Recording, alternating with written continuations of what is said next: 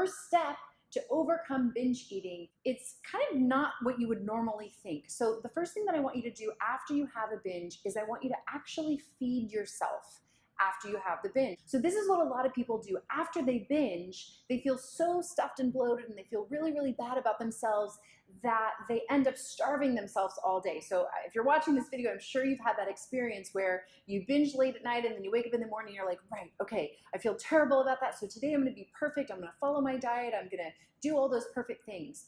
But actually what I want you to do is I want you to feed yourself a really nice, healthy breakfast, okay? I want you to actually enjoy the food that you eat. So feed yourself something really good, not low fat this, low carb this, low carb, like have some eggs and some bacon and some avocado and some toast, like really, really give yourself a nice, good meal, okay?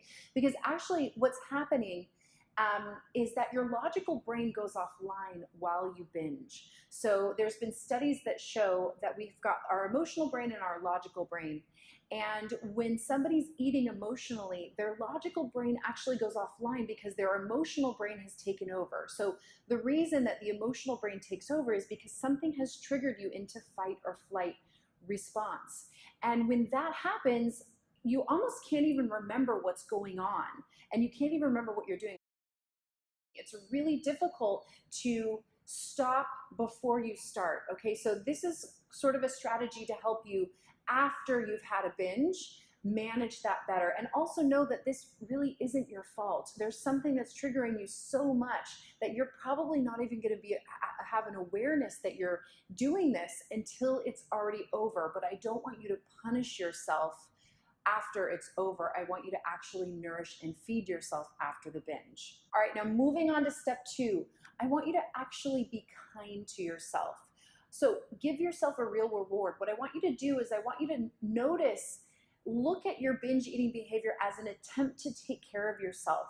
According to a study at the US National Library of Medicine, the study tells us that binging on food actually creates a flood of dopamine in the brain, which is the feel-good hormone. Dopamine is a neurotransmitter critically involved in the reward and motivational aspects of eating. Addiction studies actually show that people who have addictive tendencies actually have lower dopamine levels in their brain. So while you are recovering from your binge, what I want you to do is I want you to just really nourish yourself. Instead of beating yourself up and feeling all the hatred and saying all the nasty things that you say to yourself, I want you to take more time to really create things that feel good. Remember, dopamine is that feel-good hormone. So that's a sign that you need more things that feel good in your life. So here's a couple of options for you. You can just take a few hours just for you. How often are you just running, doing things for everybody except for you? So I want you to take just a couple of hours, carve out, tell everybody in your life, this is my time and you get to do whatever you want to do. You can curl up with a good book, you can watch a movie, just relax, and remember to speak nicely to yourself. Tell yourself positive, affirming things.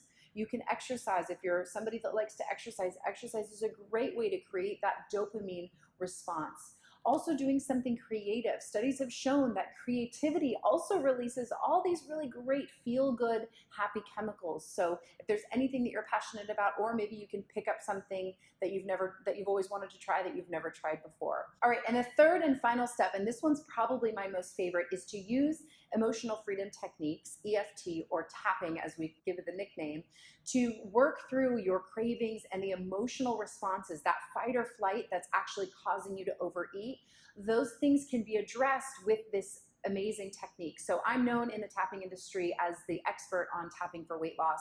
And if you want to know how to use it on this specific issue, just go to 33scripts.com and it'll give you this amazing, amazing booklet, downloadable PDF that you can actually start working with right away to help overcome these emotional responses and those food cravings, okay? Make sure you share the love. If you know anyone else that's struggling with binge eating or emotional eating, make sure you pass this along to them as well. If you like this video, give us a thumbs up and subscribe to this channel or page to make sure that you're the first to know about the new tips and tricks and all the classes that I teach about overcoming binge and emotional eating.